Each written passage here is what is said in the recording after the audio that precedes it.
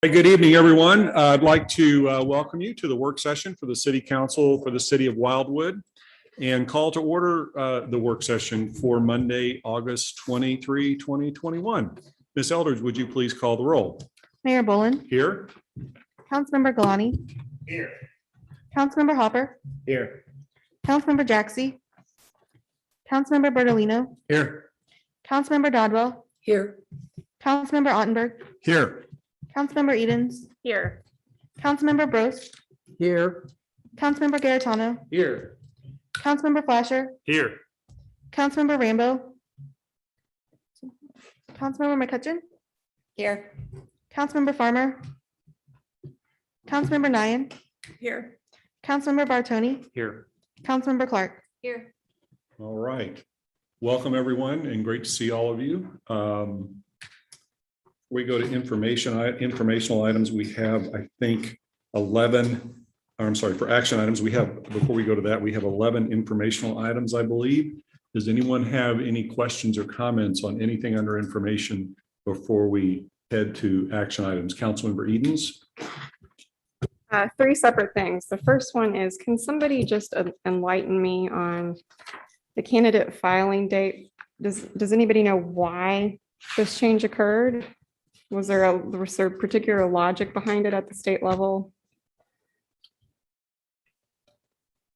Ms. Eldridge? Yeah, so Councilmember Edens, due to the passage of, I think it's House Bill 271, that has required that to change. So for example, for the 2022 election, the opening date will be December. Right. I just want to know why they took action on that. I get why we have to pass something. I was just wondering if somebody knew the scoop about why that occurred. I don't know, unless Councilmember Garitano or Mr. Young knows. I personally don't know. I just know we got notification from the St. Louis County Board of Elections that change occurred. Okay. Hold it. Councilmember Garitano, do you have any answer to that? No, this was something that was added in. It wasn't a policy that was endorsed by the municipal league. So it kind of was a request by St. Peter's. So it sounds like it is what it is. Okay. Okay. All right, go ahead. Yep, two other things. So some constituents informed me about some discussions that had occurred in other cities on Nextdoor regarding deer and accidents. And kind of what I learned from that is we have citizens in the area, not just Wildwood, that when they see a deer that is deceased, or the deer in this case was in Chesterfield and unfortunately was impaled on a fence, that they didn't quite know how to react. They reacted by polling the audience on social media and turning on one another. So I was wondering if we could just do a reminder, maybe on the city newsletter and on social media, about how to report an animal, what to do if the animal is perhaps still alive. Do we have anything on the agenda about deer, or is this something? This I was just bringing up as Okay. miscellaneous. Can you hold that? Let's do that under miscellaneous at the end of the meeting. I absolutely can. And my other thought makes more sense there too. So Okay. I'll just, sorry about that. That's all right. No worries. Anything else under action items? Councilmember Bertolino? This is information items. This is for Joe. Joe, under your recap of the reserve and the prime place, et cetera, you said under prime that the review letter with markups are attached. I didn't see an attachment. Is there anything we should know there that's of note? Other than the director of the department being forgetful, the letter went out today. So what I'll do is I'll email it to all of you tomorrow. Thank you. Thank you for reminding me. Councilor Garitano? Yeah, since this is under for information, I did want to bring up the item under Department of Planning and Parks number 3, the update on the Center Avenue dedication. We did have a resident that spoke last meeting about ongoing concerns regarding Center Avenue condition of the road. So we did have a discussion with the Department of Planning Director Gunage, City Administrator Cross, City Attorney Young. And so we do have right now where we're getting some detailed information regarding exactly what is holding up this from moving forward. because there's a dependency for the city to move forward with acquisition of the road and then taking it over. So that is what I have, but I will defer to the city administrator if you want to add anything else to it. But I think it's important for you all to know, just to stay in the loop on this issue that's been brought up. Steve? Thank you, Mr. Mayor.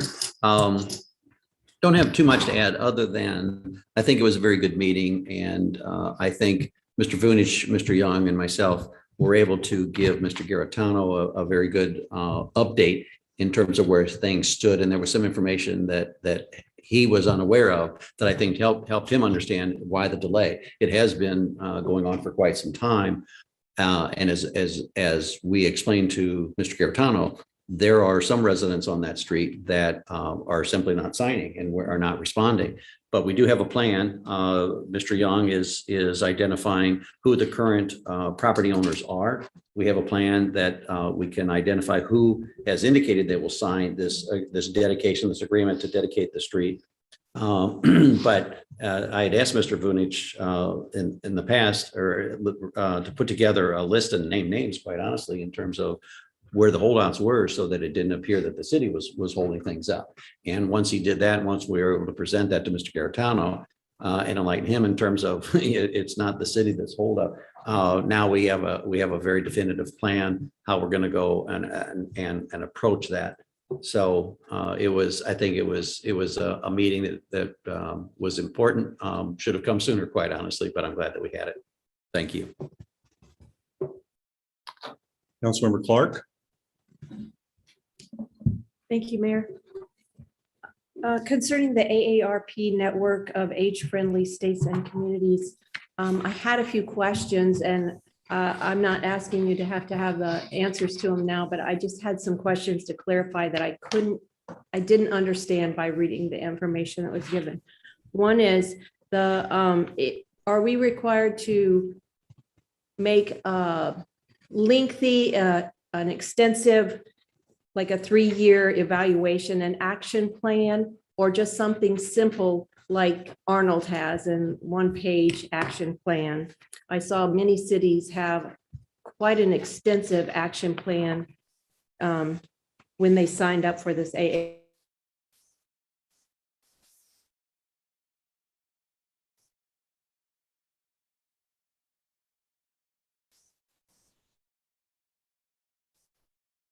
AARP network. If we have the resources to do so, or will that take up too much of our time of our staff that they don't really have at this point?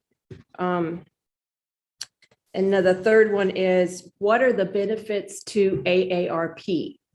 What do they get out of this? I know what it shows that we're getting out of it, but what do they get out of it? Fourth, is it a conflict of interest to if you are a member of AARP as a committee member or a council member to vote on this? The fifth question is, if we go ahead with this, is there any way to streamline and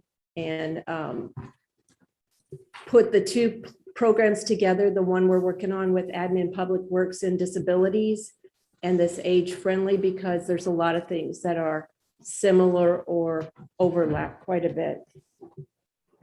And the sixth and final question is, what, if any, are our ongoing responsibilities after we are set up as members of this group?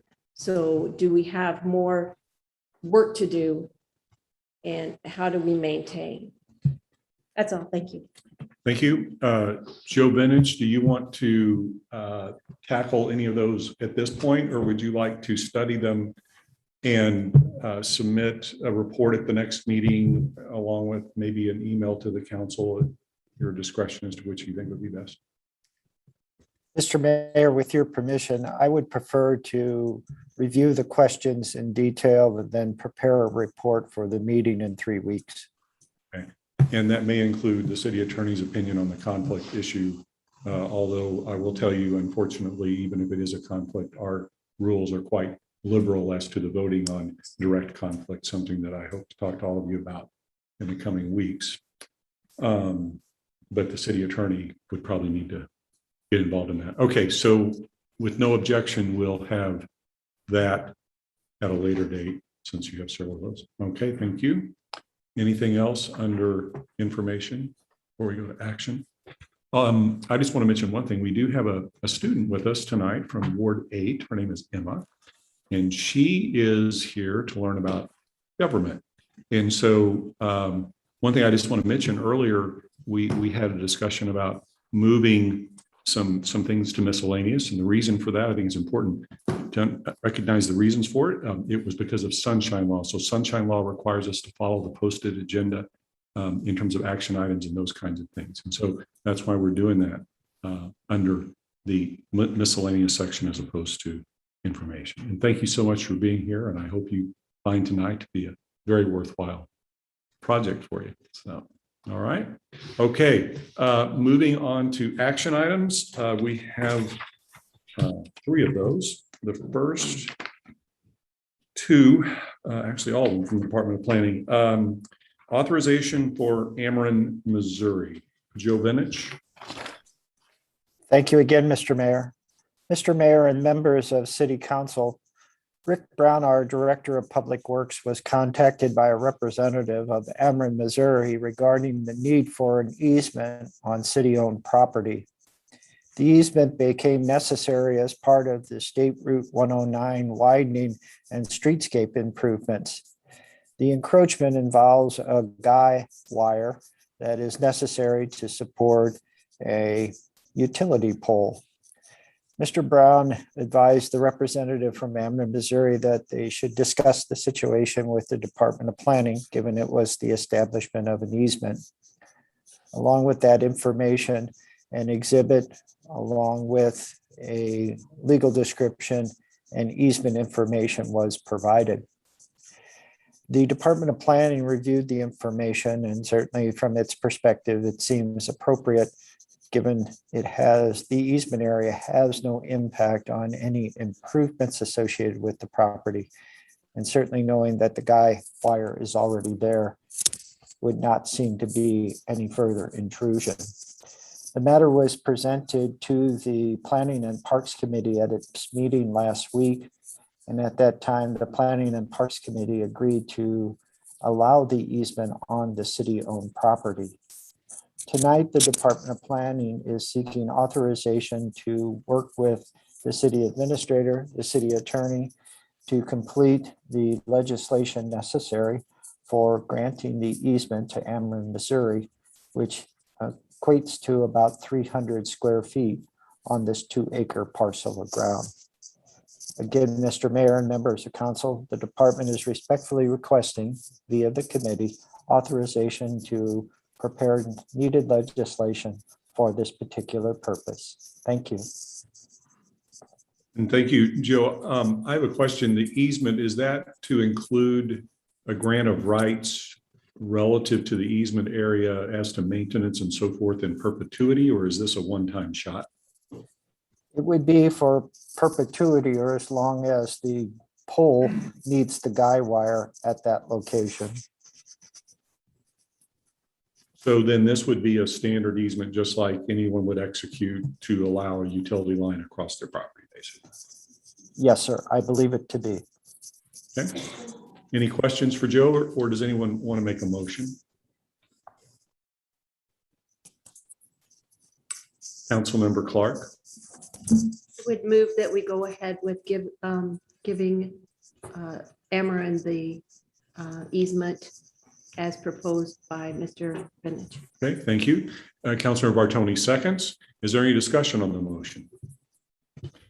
Seeing no discussion, all in favor of the motion, please say aye. Aye. Any opposed? Any abstentions? Motion carries. Next, contingencies and closing for the Portner Park property in Ward 6, Joe Vinich. Thank you again, Mr. Mayor. Mr. Mayor and members of City Council, the Department of Planning and Parks, along with the city administrator and city attorney, have been proceeding forward with the required due diligence on this proposed gift of 27 acres by Joanne Yost to the city of Wildwood. As is referenced in the letter that was prepared for tonight's work session, the city council has already endorsed the acceptance of the property, but again, based upon the due diligence being completed and that due diligence indicating that there were no major issues to deal with regarding the site. The due diligence has been completed. A Alta survey has been finalized by a registered land surveyor for the title purposes. The environmental assessment was completed, both of the property and structures and dwelling. And a title report obviously has been prepared. It is important to note that during the environmental assessment, the firm completing it identified a mold issue inside the interior of the dwelling. Taking that assessment from the firm a step further, Mold Solutions was asked to visit the location and identify the extent of that mold and provide a cost for its remediation. That report from Mold Solutions is provided as an attachment to the letter in the packet tonight. As you can see, the mold was extensive in certain locations, but the company, Mold Solutions, believes it can all be remediated at less than $12,000.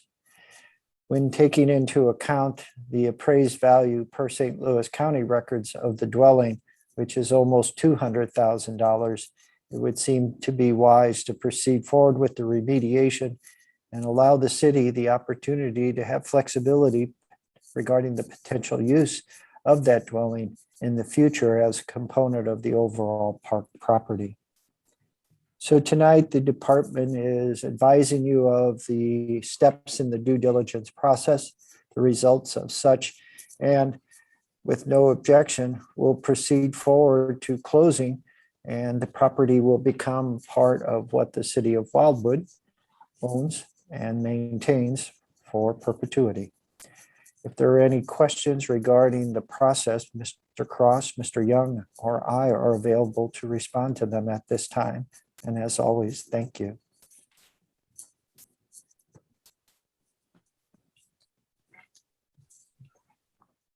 Joe, could you expand upon the dwelling and why that's a good thing to keep in place? Well, certainly, Mr. Mayor, most of our properties that we've acquired that have had structures or buildings located on them have been demolished, oftentimes just due to their condition. They were older structures or buildings, oftentimes had been vacant for extended period of time, and certainly didn't offer any opportunity for reutilization. In this particular case, the house was constructed in 2001, so it's a relatively new house. Structurally, based upon the environmental assessment and then obviously on-site investigation, it appears to be in good shape, notwithstanding the mold. The mold can be remediated and the dwelling made safe for potential use. The department, the city administrator, the city attorney, and the Planning and Parks Committee really haven't delved into what that dwelling might be used for, a meeting space, a rental property, just not sure. But it would seem to the department, at least at this stage, given the cost of the remediation versus the value of the house, that it would be reasonable to at least provide the flexibility in the future. Thank you. And so you're looking for a motion from the council to do what? Well, with the release of all contingencies, the city attorney is prepared to proceed forward to closing and complete the acquisition via the gift.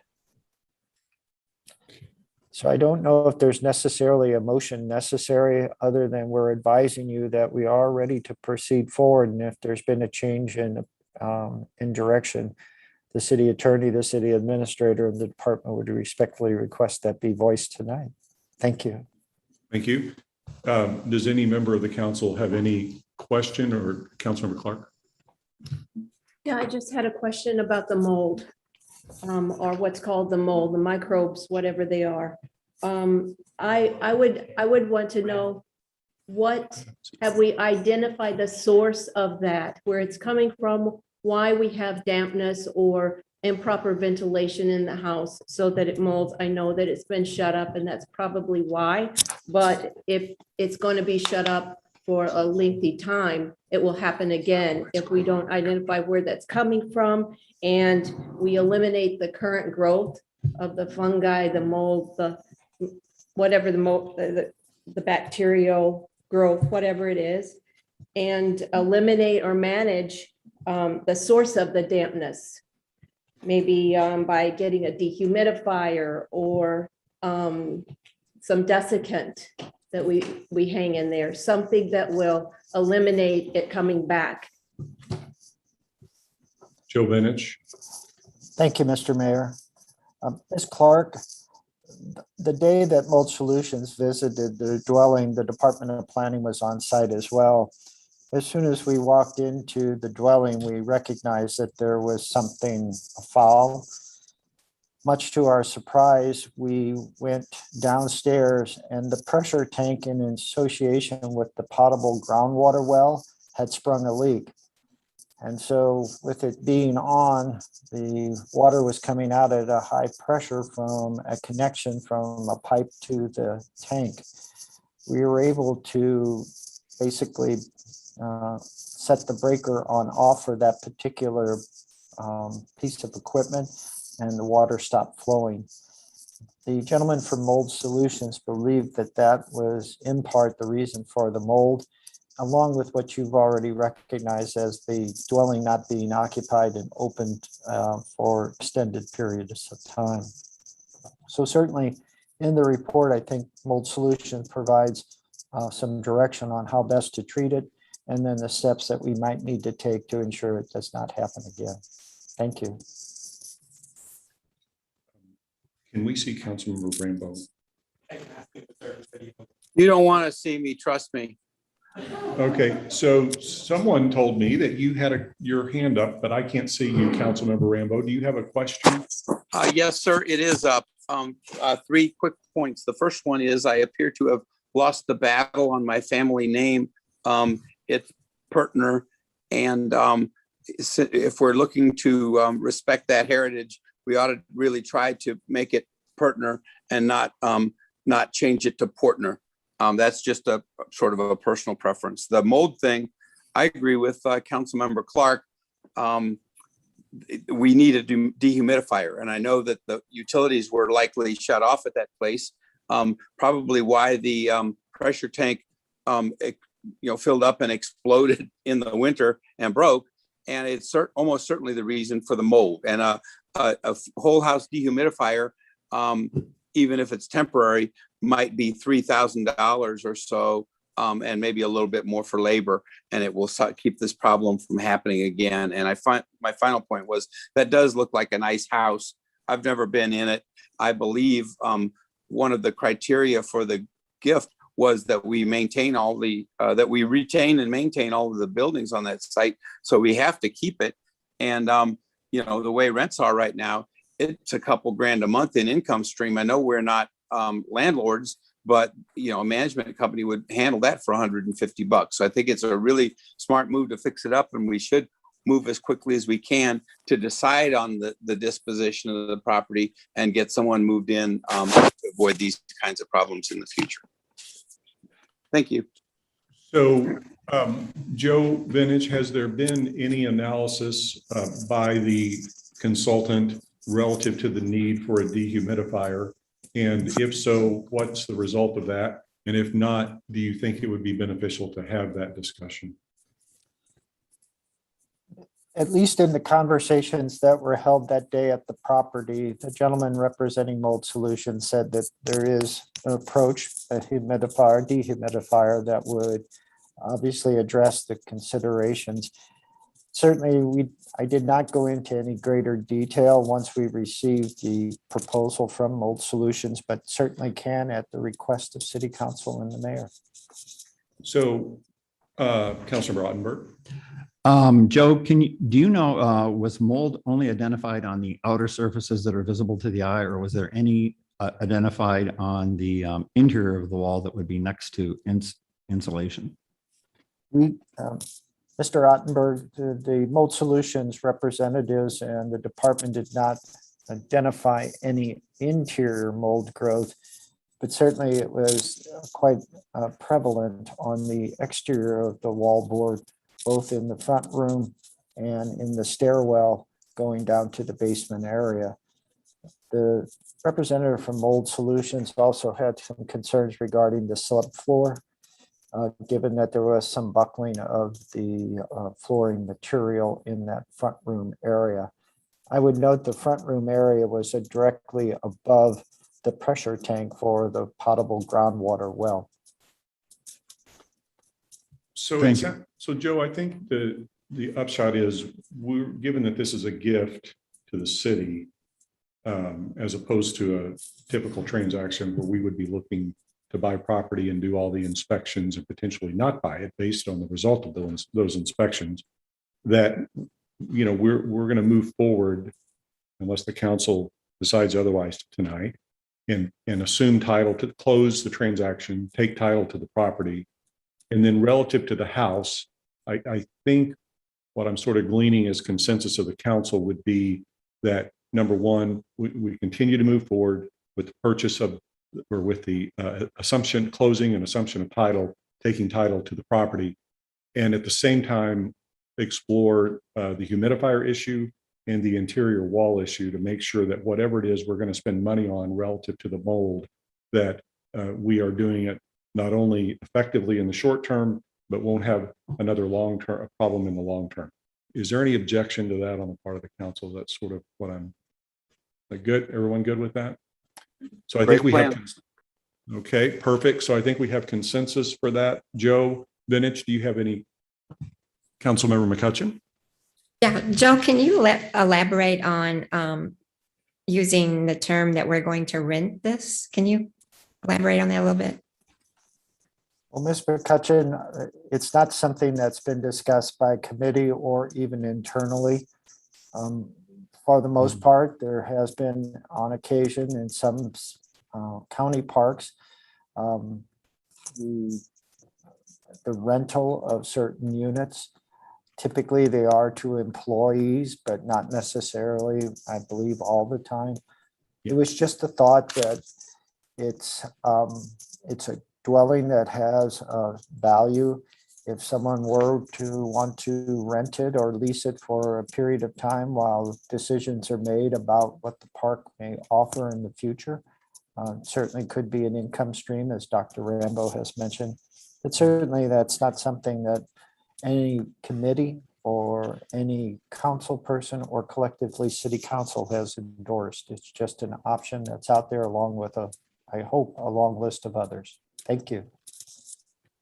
Yeah, so I think, and I'm speaking personally, that house could be used for any number of different things. It could be used for, much like the Old Pond School, for meetings, for educational activity. I think before the city would ever get in the business of leasing residential property, we would inevitably have an extensive discussion about that. So, thank you for the question. So relative to the course of action that I outlined earlier, everyone good with that?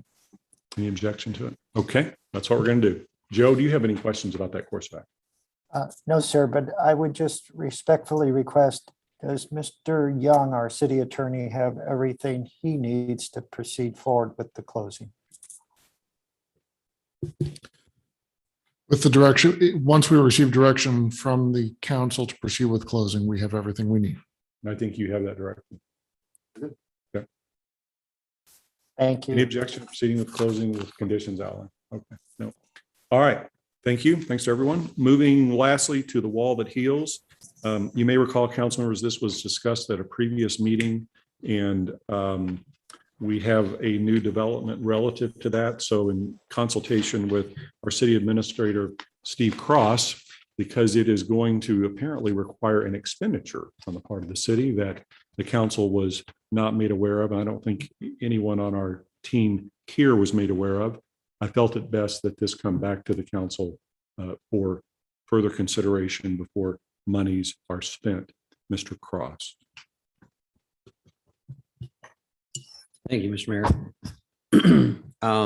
At the previous council meeting, when Mr. Vunich was given the direction to go ahead and apply to have the wall that heals here in the city of Wildwood, after a presentation was made by him as well as Mr. Garitano, Mr. Vunich did so and filled out the application as required. The folks that manage this wall that heals then provided extensive documentation back in terms of what is required by the hosting city to have this in their community. And there was a multi-page document. The pertinent part of that document said that the hosting city provides a donation of $10,000 to have this wall that heals. So I learned that information last week. Today, Mr. Vunich contacted me and indicated that upon further inquiry, that number potentially could be double that when other requirements in terms of lighting, generators, and a whole host of other things that was not spelled out in the initial documentation about this. So at a minimum, the city is looking at a $10,000 expenditure and potentially a $20,000 expenditure. The folks that Mr. Vunich talked with did indicate that other cities, communities that do this, they go out and they do fundraisers to defray the costs. But Mr. Vunich and I felt it was important, obviously, to let the council know that there's a little more involved from a cost standpoint than we initially thought. Thank you. And is it the case that any additional amount of this nature is not currently reflected in the budget? That is correct, sir. So it would need to come from where? Mr. Garitano brought this to the council, so I think he can talk about that. Councilman Garitano. Thanks, and thanks for researching that. Certainly, we find out more once we start asking questions and we get the packet in the mail. So they don't disclose this up front on their website. So I think that is something that the council may want to think about because it is an expenditure. And obviously, we do have things that we work on that provide value to our residents. And therefore, I would suggest maybe the committee think about it if they want to go down that path. If not, put it aside for some future discussion. So, Ms. Eldridge, we just procedurally, my recollection is we had a motion relative to this that was made. And my recollection is that motion was to proceed. Let's see. I think the motion was just submit that. to I'm apply. sorry, Hold on, let me look real quick. I think it was to, proceed with the application. let me pull up the minutes. I guess question to the city attorney, is the interpretation of that to proceed with the application as, and I think we all kind of thought this, as in having it here or proceeding with the application to see what happens and relative to that? Where I'm going is, are we going to need a motion to reconsider this, I guess, is ultimately the question. If the council wants to. Well, if the motion was to move forward with the application, I would interpret that as to an actual preparation submission of the application and therefore the corresponding results thereof. And I think that was the intent. I do have the actual motion if you want me to Please. repeat that. It said a motion was made to authorize submittal of the application for the wall that heals. Well, that's it then. Councilmember Bartoni? Steve, or it might be for Joe. So what's the deadline for submitting the application if we end up wanting to have this event next year? If we think about this for a week, a month, 4 months, would we still be eligible to have it next year? Councilor Garitano? No. I'm sorry. Oh, I'm sorry. Joe Vinich. Thank you, Mr. Mayor. In my conversations with the representative from the Wall That Heals, she mentioned that they will begin the process of selecting cities or locations for the upcoming year 2022, beginning in the middle to end part of September, with decisions made by October. So soon. And do we know, do they fill their schedule in September or October, or they just start scheduling stuff at that point? As best as I could tell from the conversation with the representative, they'd like to have the schedule complete sometime in November. Okay. I mean, I could definitely understand us wanting to like think about where this money comes from, but I would like to find this money. I think this would be a fantastic event and a great thing for our city and our residents. I see a hand over here on the left. Councilmember Stockwell. I understand what you're saying, Mr. Bartoni, but I'm wondering if we should not apply for this next year. And back in the committee that brought this forward, we talk about how we go about obtaining citizen involvement to help assuage the costs for this entire event. To me, it's an event. It would be an event. And that means to me that maybe we don't apply for this year, but we look at next year and put together a broader scope of how we are going to pay for this. One option, I'm not voicing an opinion pro or con for, just throwing it out as an option the council may want to consider. You may recall that we have an ad hoc committee composed of the 3 standing committee chairs. So that would include you now, Councilor Bartoni. And you'll have to forgive me, I don't have the exact name of it, but it was formed roughly maybe 10 months ago. The purpose of that committee was to look at all of our events and programs and determine whether, and if so, how they could become self-sufficient with admission charges, sponsorships, those kinds of things. That committee is still in process of going through that debate. So that means that one option the council could take with respect to this, and by the way, as a 3-member committee, with all due respect to our larger committees, it would presumably be more nimble and could meet quickly and so forth. So one option available to the council would be to reconsider the motion that passed, and then that puts the issue back on the floor for discussion and action, and to then make a motion to refer to the 3-person committee for a discussion and report back on that issue. Just an option. Councilmember Garrett. Yeah, and I'll mention this maybe just to get us to move forward in a direction here. I think you're right. I think that's a good place to talk about it, because that committee was focused on trying to make sure that from a programming perspective, we at least are trying to break even where we can. And so with this new information that we have from the Wall That Heals, and it's something that, you know, we just came across, just like ideas come up, that we look at it, see how it works. I mean, the idea was to put it on the calendar for 2022 if we were to be selected.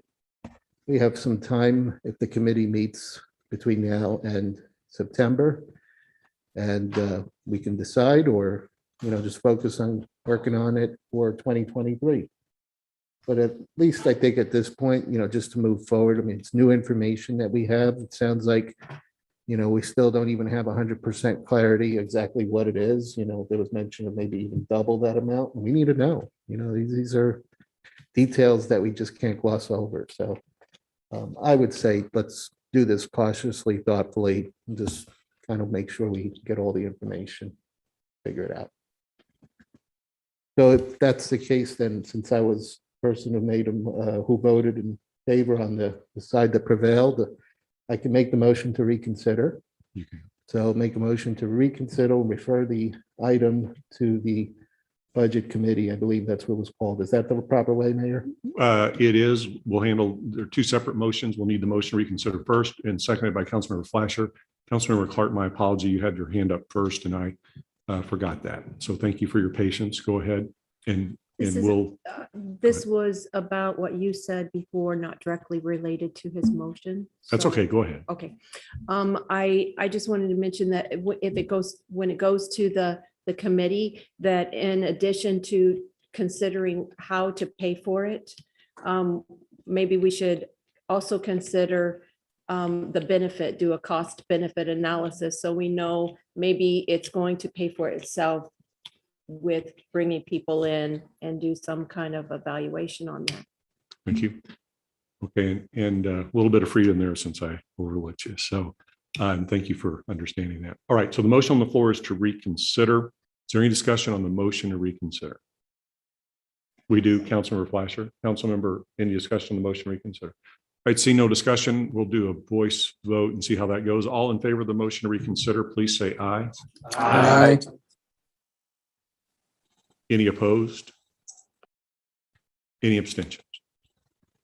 So the matter of the wall is now back on the floor. The wall of honor is, or the wall that heals rather, is on the floor for discussion, just as it would have been at the first meeting. Councilmember Garitano. And I'll make that motion now to refer the matter over to the Budget Committee, Program Budget Committee. Program Budget Committee. Thank you. Is there a second? Seconded by Councilmember Galani. Any discussion on the motion to refer? Councilmember Dodwell. I would just ask that that subcommittee look at how we can promote it. I think we have a lot of residents, myself included, that would like to do things to honor our veterans. And so if we can come up with some mechanism where we can make a donation towards this and be able to, as a community, support all of our veterans and our existing armed service members, please come back with some methodology to account for that. Thank you. Yeah, we will explore that. It's certainly a unique, very unique type of event that has not been seen around here. So we will research that and see where the return is for our residents. Okay, thank you. Any further discussion on the motion to refer to the Program Budget Committee? Seeing no further, I'm sorry, Joe Benich. Thank you, Mr. Mayor. I apologize for delaying the vote. Would there be an objection on the part of the mayor and city council if the Department of Planning and Parks and the city administrator contacted a number of our vendors who provide portable toilets, generators, other types of items for our general event calendar that I know have a number of veterans employed by them, and see their willingness to participate as part of the discussion that'll occur here between now and I guess the next meeting of city council in September. Thank you. Thank you. Any further discussion on the motion to refer? Seeing no further discussion, all in favor of the motion to refer, please say aye. Aye. Any opposed? Any abstentions? Motion to refer passes. That takes us to miscellaneous. Councilmember Edens. Oh dear. Get it? All right. All right. Bear with me. I'll be as quick as possible. So I just want to suggest that we redo another social media push, another newsletter push to remind residents about what to do when they see a deceased deer in the public right of way.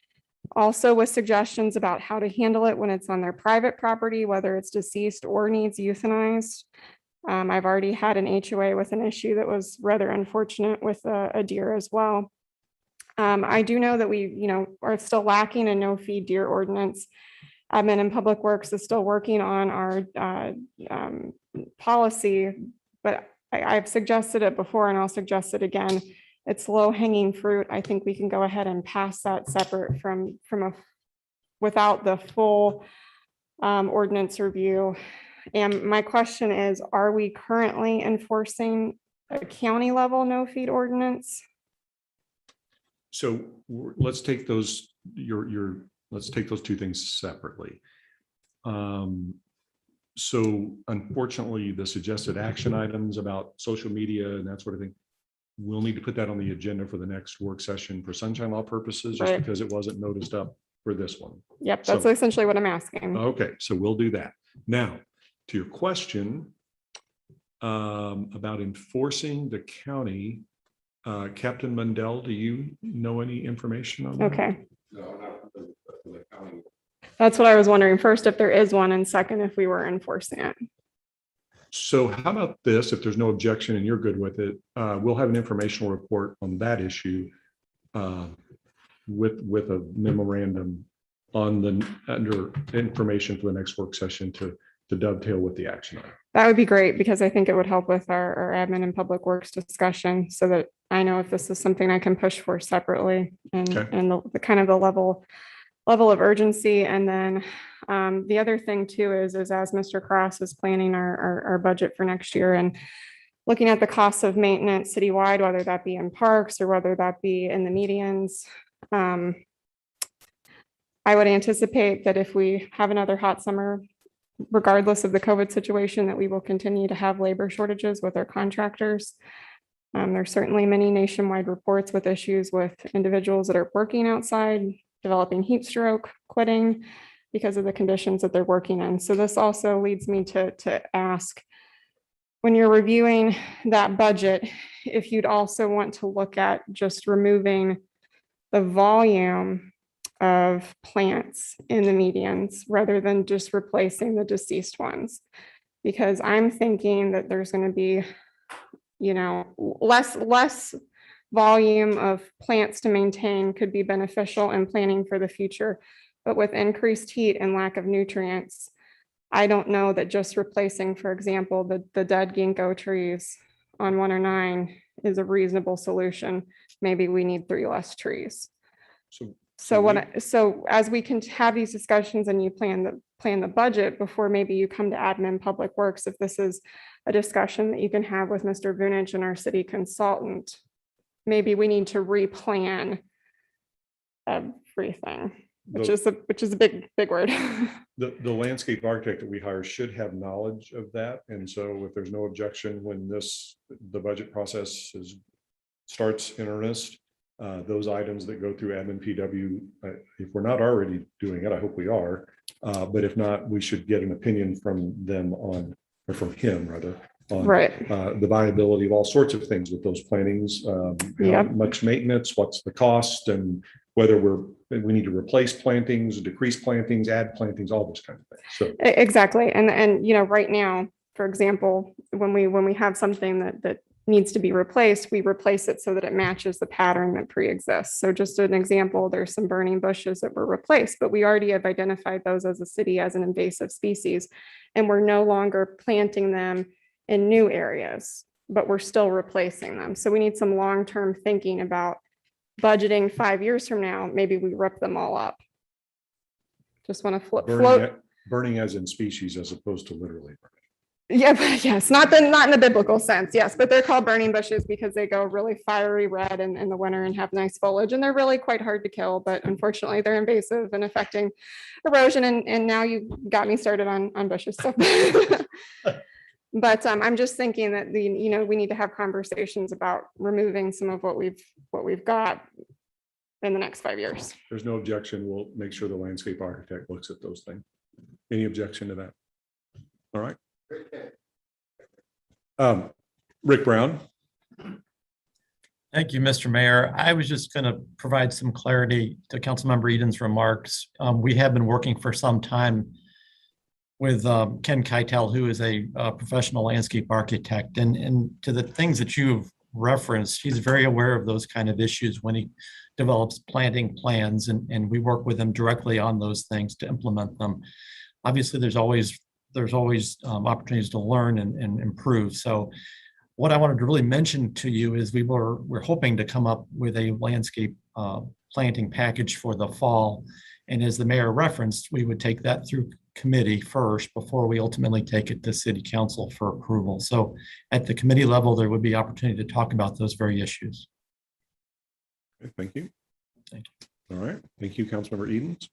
Anything else from anyone? And so before we get to anything else. Ms. Eldridge, if you'd please make sure the next agenda, we have two things, one under action relating to deer. And you might talk with Ms. Edens if you need to about Councilmember Edens relative to how to title that. We don't need to hash that tonight. And then under information, a report on county ordinances and enforcement of those in our city and who's responsible and those kinds of things. Okay. All right. Anyone else have anything under miscellaneous before we adjourn the work session? Okay, I would ask for a motion to adjourn the work session. Made by Councilmember Farmer, seconded by Councilmember Dodwell. Non-debatable motion. All in favor of the motion to adjourn the work session, please say aye. Aye. Any opposed? Any abstentions? All right, so the work session is adjourned. We will start the main meeting of the council at 7 promptly. Thank you.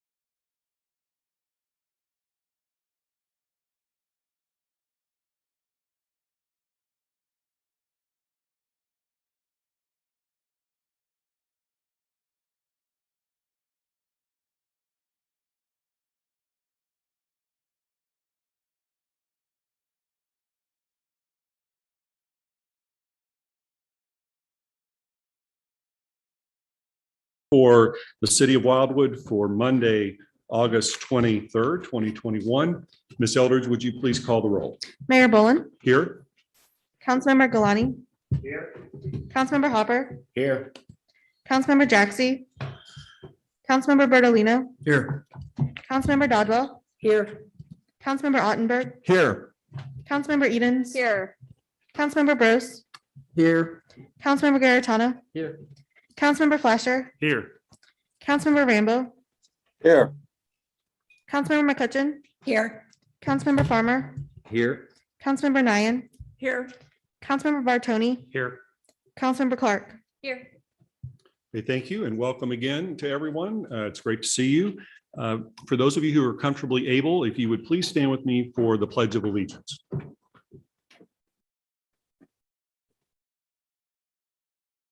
I pledge allegiance to the flag of the United States of America and to the republic for which it stands, one nation, under God, indivisible, with liberty and justice for all.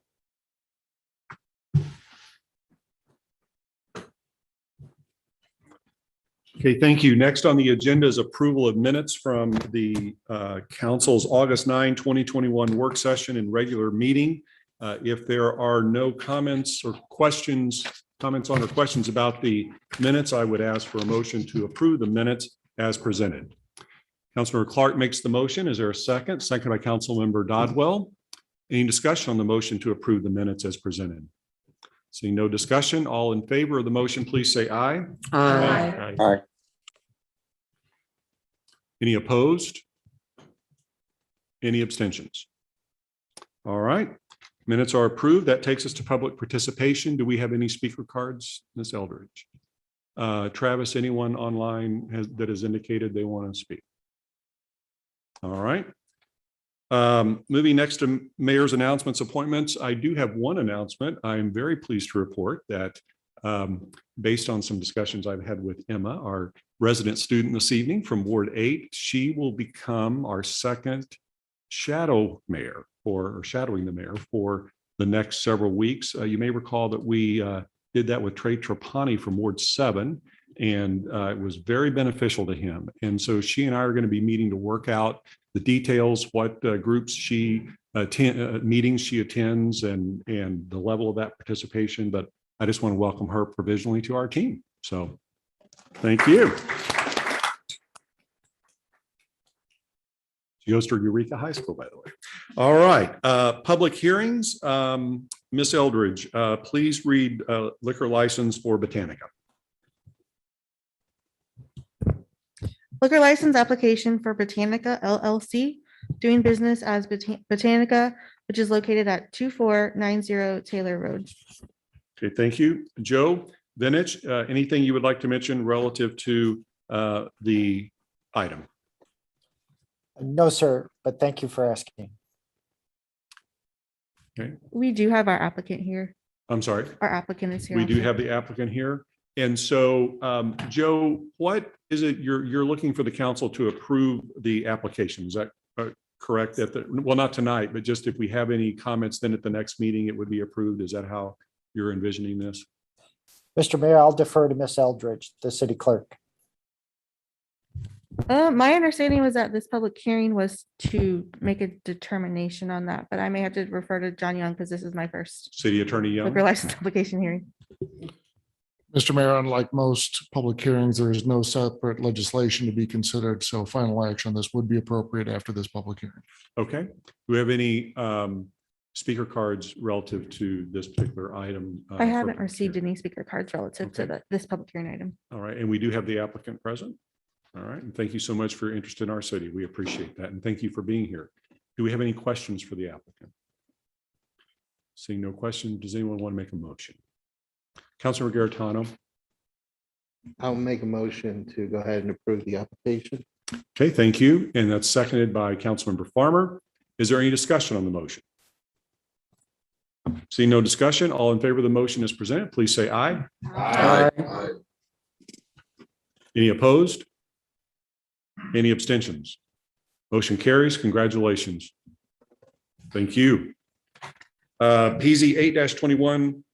Ms. Eldridge, would you please read that?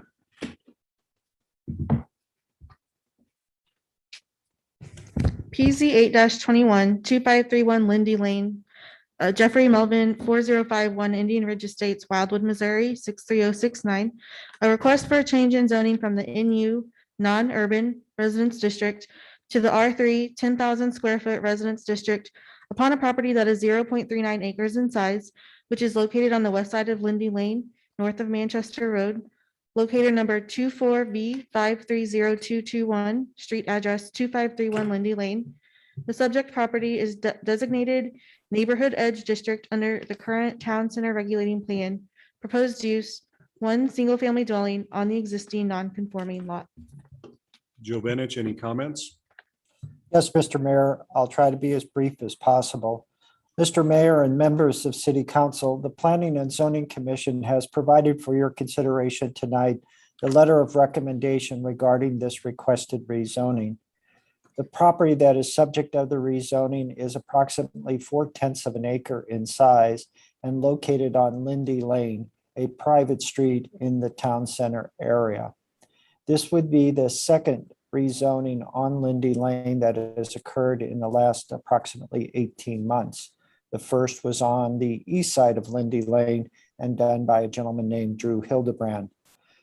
In this particular case, the property owners would like to demolish the existing dwelling and construct a new residence on the property for their personal use. To accommodate that plan, the rezoning of the property is required to be consistent with the regulating plan designation of the town center plan, in this case, the neighborhood edge. The Planning and Zoning Commission supported the rezoning, noting that it is consistent with the town center plan and its many components, and therefore should be supported by it and a favorable recommendation sent to City Council. The department would only note that in this particular instance, we've had the previous rezoning and construction underway on the new dwelling on the opposite side of Lindy Lane. What we've discovered is that Lindy Lane, a private street, isn't necessarily accommodating the level of construction traffic. So in this particular instance, the Planning and Zoning Commission made a strong statement in its letter of recommendation, hoping to address concerns of other property owners on Lindy Lane and how the roadway will be restored when construction is completed. Mr. Mayor and members of City Council, after public comment, the Department of Planning will be available to answer any questions, as well as the mayor and Mr. Brose, who are members of the Planning and Zoning Commission. Thank you. And then ultimately, Joe, what you're after is a motion to proceed to prepare the necessary legislation to affect the recommendation. Is that correct? Yes, sir. Very well said. Thank you. All right, thank you. Do we have any speaker cards for this item under public hearing? Anything, Travis? Okay.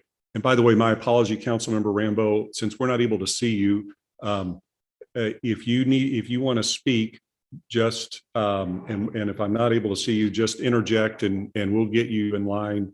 Maybe not at that point, but at least you can let me know you want to speak, okay? Because I want to make sure that you're fully able to participate if you want to do that. So Confident that's the case. Thanks very much. all right, you're welcome. Any questions for Joe, comments, or a motion? Councilmember Garetano. I have just a question for Mr. Vunich. That last part that you mentioned, that message from the Planning and Zoning Commission, if I understood you correctly, that is to, I guess, address potential concerns regarding the street that, you know, could be perhaps, let's say, damaged from all the construction. Is that why?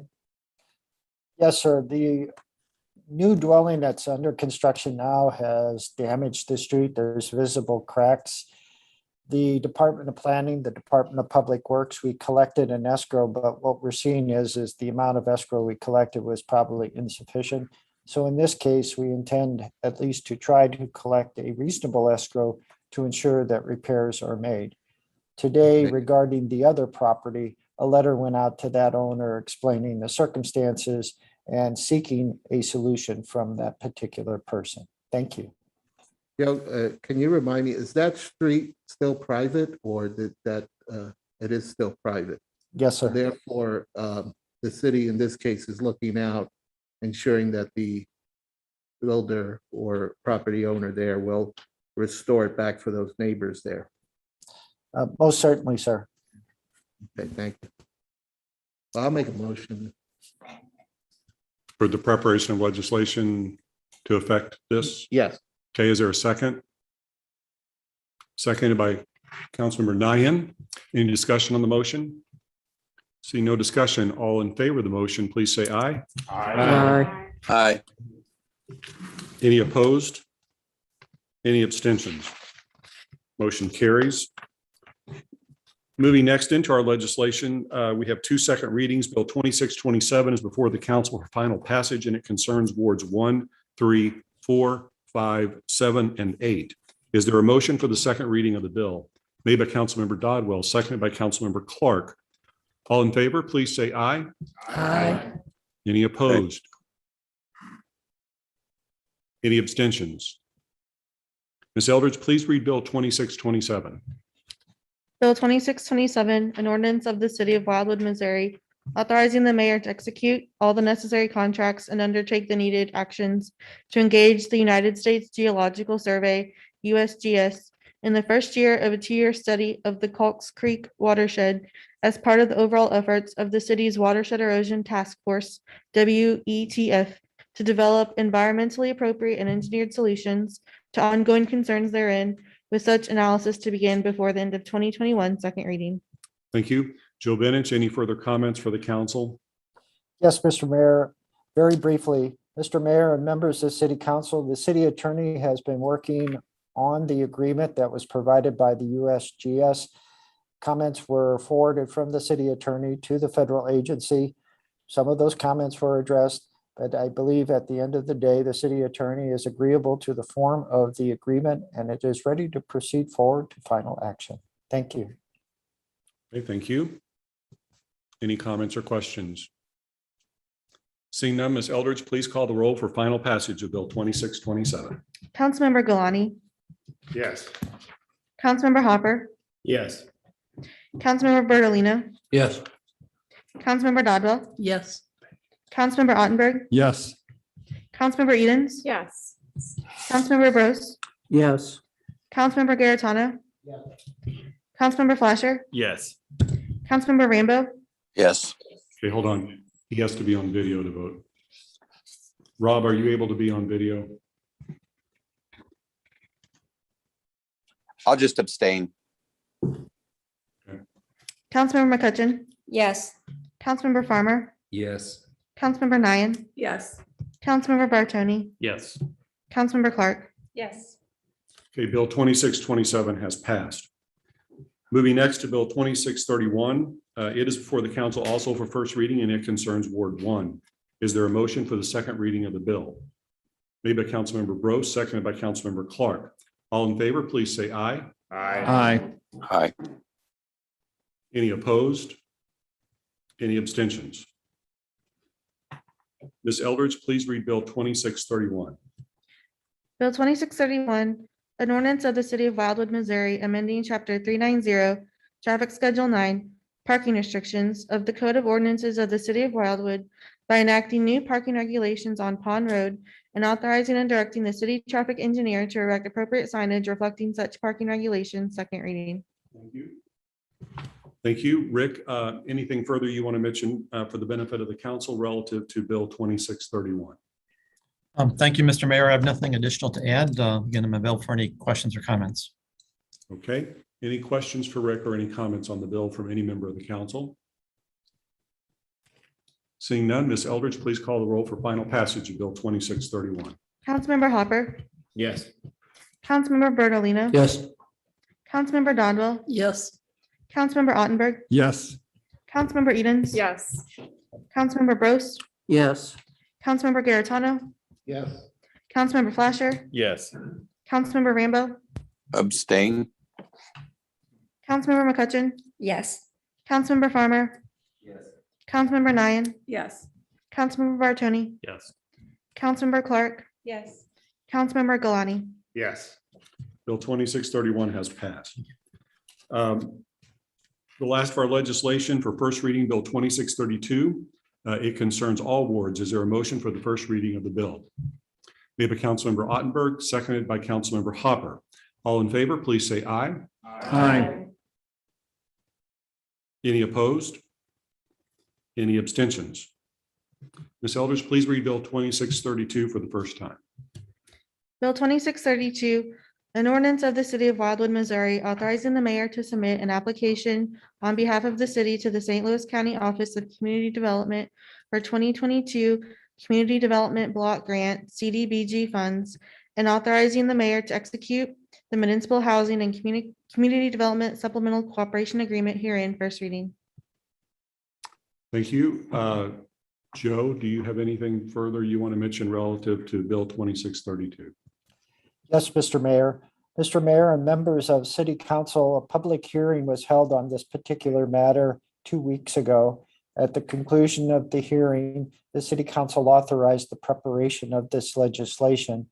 The deadline for submittal of the application to the Office of Community Development is the end of August. And so the department is respectfully requesting that a second reading be considered tonight, thereby allowing the $25,500 to be allocated to the city for fiscal year 2022.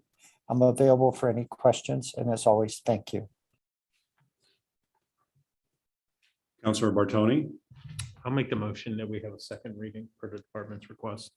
Okay, we have a motion for second reading, seconded by Councilmember Edens. As you know, this will take a 2/3 supermajority vote since we're doing this 2 readings in the same council meeting. We'll do it by voice vote and see where we get with that. Is there any discussion on the motion for a second reading?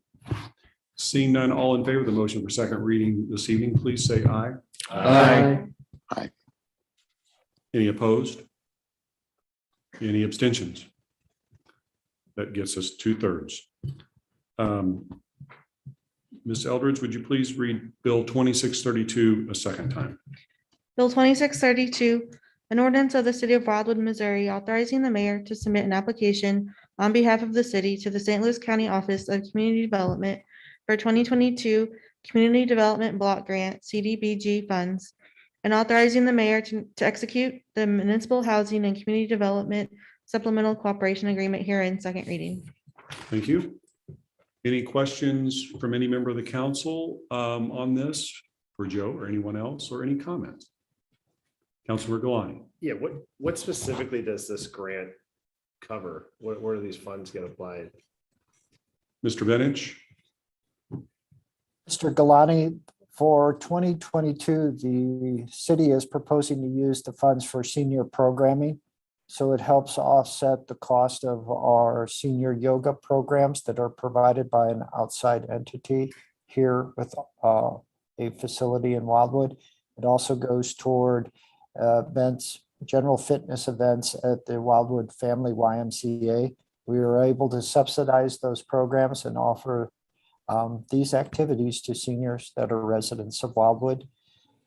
The last year, the funds were used or will be used for the replacement of curbs with ADA accessible ramps on on several of our city streets that lack them now.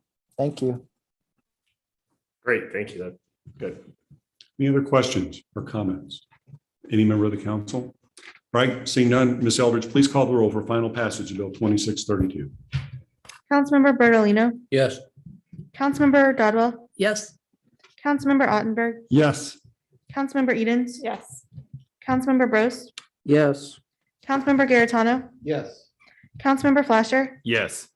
Councilmember Rambo, Abstain. Councilmember McCutcheon, Yes. Councilmember Farmer, Yes. Councilmember Nyan, Yes. Councilmember Bartoni, Yes. Councilmember Clark, Yes.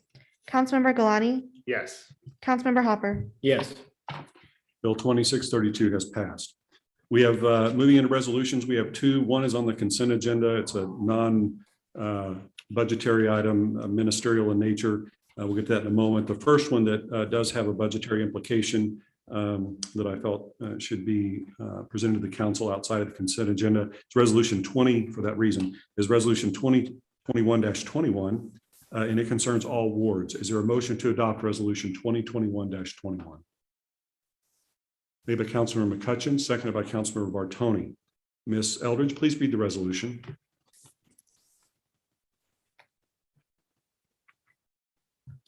Resolution number 2021-21, a resolution of the City Council of the City of Wildwood, Missouri, authorizing the mayor to execute a contract with Omni Tree Service Incorporated for certain specialized services to address different locations in Bellevue Farms Park that are in need of management and site improvement. Okay, thank you. Director Benish, do you have anything further you want to add to the information presented to the council relative to resolution 2021-21? Mr. Mayor, with your permission, just a few thoughts on the resolution. Mr. Mayor and members of the City Council, as you know, a partnership has formed relative to Bellevue Farms over the last couple of years. A not-for-profit organization, Friends of Bellevue, has been established, and primarily it is residents of Sherman that are providing services on the site relative to invasive vegetation and the restoration of areas that have been impacted by such. Along with that, the Missouri Department of Conservation has awarded 3 grants, 2 to Friends of Bellevue and 1 to the City of Wildwood to help with this in this regard. At the start of the fiscal year 2021, the Department of Planning was fortunate enough to have in the capital improvements program money set aside for further work at the Bellevue Farm site. This is a component of that further work and about $8,000 less than the maximum budget amount that's been set aside. All of this effort is to establish a usable area and a native landscape areas on Bellevue Farms. The 4th partner is St. Louis County Department of Parks and Recreation. With these efforts, the St. Louis County Department of Parks and Recreation is ready to begin partnership with the City of Wildwood in eventual programming. That programming, if all goes well, could start as early as this fall. I think that's ambitious, but certainly we could do programming with St. Louis County in 2022. I'm available for any questions or comments, and thank you. Thank you. Any questions for Joe or any comments? Seeing none, all in favor of the motion to pass resolution 2021-21, please say aye. Aye. Any opposed? Any abstentions? Resolution is adopted. Lastly, moving to our consent agenda, we have 2 items. The first one I mentioned earlier, resolution 2021-20, ministerial in nature. This is required by state law. We have to do it every 2 years relating to conflicts of interest for municipal officials. And the second is approval of expenditures. A motion to adopt the consent agenda as presented will take care of both of these in tandem. If there are no questions, I would entertain a motion to approve the consent agenda as presented. Made by Councilmember Clark, seconded by Councilmember Galani. Any discussion on the motion to approve the consent agenda as presented? Seeing none, all in favor of the motion, please say aye. Aye. Any opposed? Any abstentions? All right, that concludes the business of the council. Anything under miscellaneous that anyone would like to mention this evening? Seeing none, I just want to thank you for another very good meeting, and I guess we would go for an adjournment. So who would like to make a motion to adjourn? Councilmember Farmer, second by Councilmember Hopper. It's a non-debatable motion. All in favor of the motion to adjourn, please say aye. Aye. Any opposed? Any abstentions? We are adjourned. Thank you.